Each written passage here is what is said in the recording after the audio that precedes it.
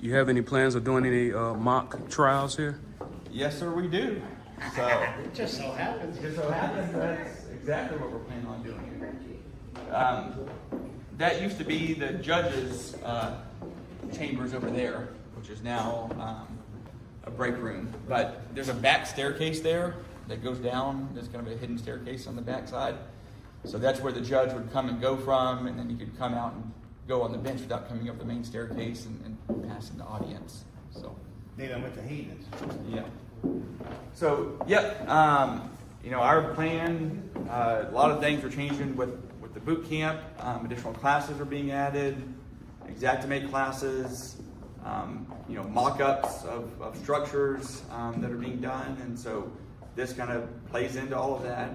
We're going to start having some deposition. We've always done with part of the boot camp, the last day, kind of a mock depo that I kind of just impromptu do for a little bit, but we plan on doing a full class now, doing deposition prep, doing trial prep, and then also using it for, I really built it to use for the community and to use for trying to advocate to protect the insured. So conferences, things like that, we're gonna have here different training classes. That's why we built it, and that's why we spent 3 years getting it to this point, just to try to get all that Picture done. a regular courtroom where you would have your judge, Shawnee, you have prosecution or a plaintiff, defendant, and you have the ability for the first time ever to see where your claim goes when it's over with. As public adjusters, we don't ever get to see this part of it.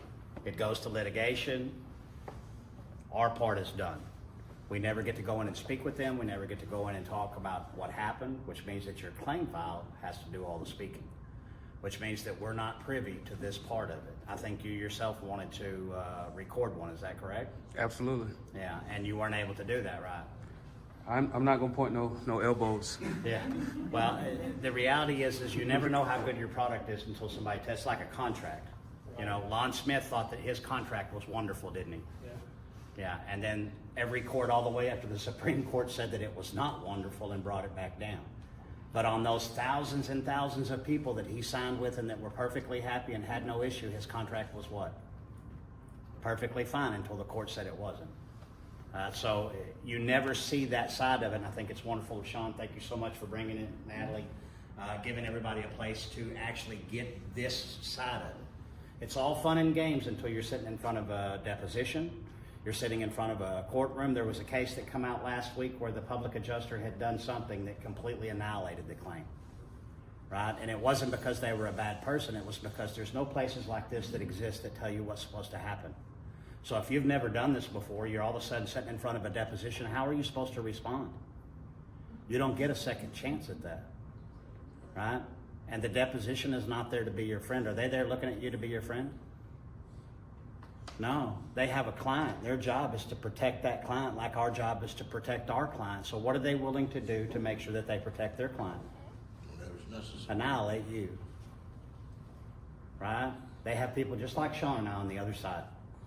No morals, no compunction when it comes to, hey, that's not the right thing, so we're not going to do it. So I believe that Sean has given us an avenue to really get you to understand how important it is that what you do, and that you're going to, if you're good at your job, you're going to end up with your clients in this room. That's unfortunate, but it's a reality, right? If you did what you were supposed to do, how normal is it for the insurance company to look at your paperwork and go, "Dadgummit, Mr. Hodge, I was wrong. You have shown me the light here, and we're going to pay this full thing." How often does that happen? Rare enough that if it happens, you kind of fall out a little bit and go, what happened? Is everything okay? Oh, they must have a mold endorsement. Yeah, they're going to agree to all that coverage and then come back and say, we're going to cut it in half. I'm really excited. Thanks, Sean. Yeah, thank you all for coming out. So it's been a 3-year process. Now I do a lot better than I did when we got started. I was like, oh, we'll be in here in 6 months. And he was like, you don't even know what you're talking about. So maybe it was kind of wishful thinking, but it could have been done in a year if it wasn't dealing with the red tape of the federal government and the state government and all that. So you know, because we were trying to do the You mean to restoration. get it right and it took longer to do it right? Took longer.